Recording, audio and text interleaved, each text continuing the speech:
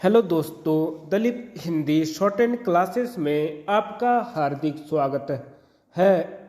दोस्तों, आज की डिक्टेशन एक दैनिक जागरण की संपादकीय डिक्टेशन है। डिक्टेशन की गति 100 शब्द प्रति मिनट होगी। डिक्टेशन स्टार्ट करते हैं 5 सेकंड बाद।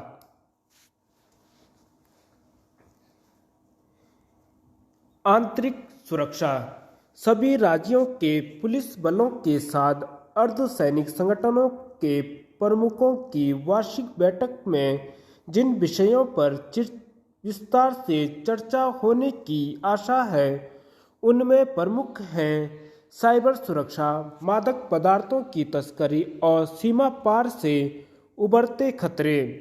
यह स्पष्ट ही है कि इसके अतिरिक्त खालिस्तानी तत्वों की सक्रियता और नक्सली संगठनों की गतिविधियों पर भी ध्यान केंद्रित किया जाएगा। वास्तव में इस बैठक में हर उस गतिविधि का संज्ञान लिया जाना चाहिए जो आंतरिक सुरक्षा के समक्ष चुनौती पैदा करती है। आमतौर पर जब कभी आंतरिक सुरक्षा को लेकर चर्चा होती है तो आतंकवाद, उग्रवाद, नक्सलवाद आदि पर विशेष ध्यान दिया जाता है। निसंदेह यह आवश्यक है कि लेकिन इसी के साथ यह भी जरूरी है कि कानून एवं व्यवस्था को चुनौती देने वाली प्रत्येक गतिविधि पर गंभीरता से ध्यान दिया जाए। ऐसा किया जाना इसलिए आवश्यक है क्योंकि जो तत्व प्रारंभ में कानून एवं व्यवस्था के लिए चुनौती खड़ी करते हैं, उनमें से कुछ बाद में आंतरिक सुरक्षा को भी चुनौती देने लगते हैं। इसका उदाहरण है वे गैंगस्टर जो देश विरोधी ताकतों के इशारे पर काम कर रहे हैं। कई तरह के माफिया भी यह काम करते हैं। इनमें मादक पदार्थों और हथियारों की तस्करी करने वाले प्रमुख हैं। यह मानने के अच्छे भले कारण है कि नक्सली संगठनों तक हर किस्म के आधुनिक हथियार पहुंचाने का काम संगठित अपराध में लिप्त तत्व ही कर रहे हैं।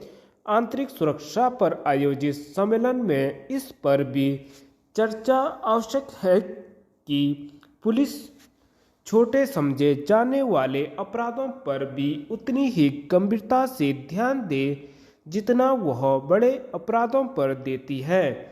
यह इसलिए आवश्यक है क्योंकि आमतौर पर उसका ध्यान संगीन अपराधों पर रहता है। इसका परिणाम यह होता है कि छोटे अपराध करने वाले तत्वों का दुस्साहस बढ़ता है और फिर वे कानून एवं व्यवस्था के लिए चुनौती बनकर आंतरिक सुरक्षा के परिदृश्य को बिगाड़ने का काम करते हैं। जब ऐसा होता है तो आम आदमी की चिंताएं तो बढ़ती ही हैं। पुलिस और राज्य सरकार की छवि भी प्रभावित होती है।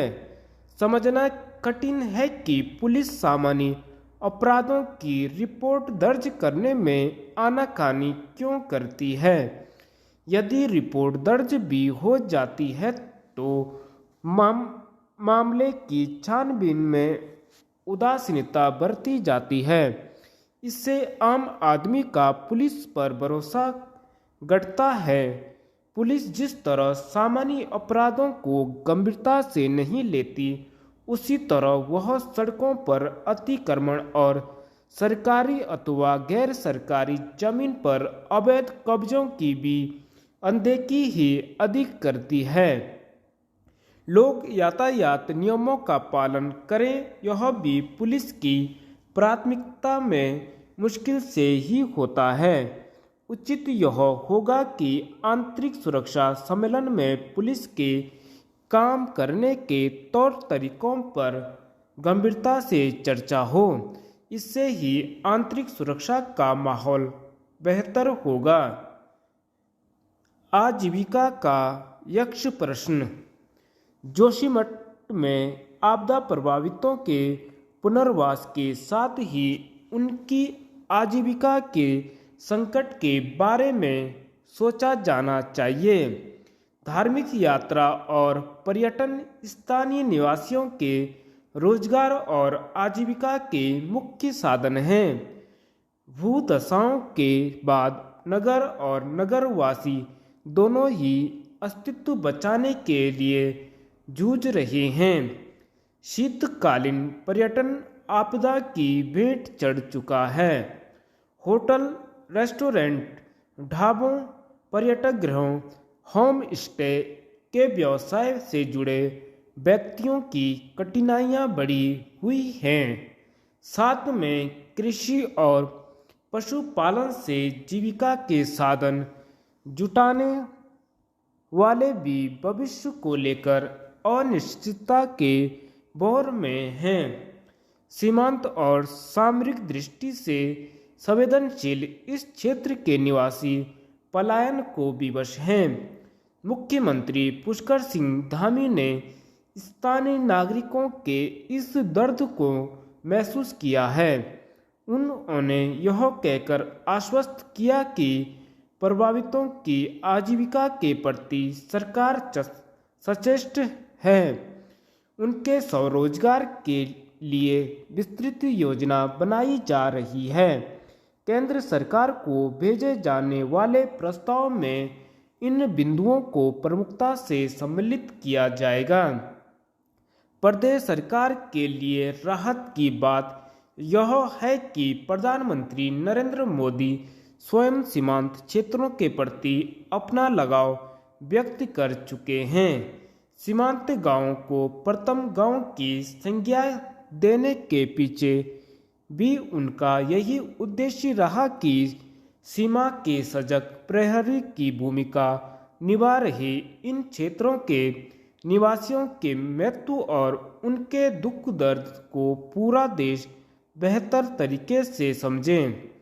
आपदा प्रभावितों के पुनर्वास के साथ उनके लिए जीविकोपार्जन के साधनों की उपलब्धता के बारे में भी विचार करना आवश्यक हो जाता है।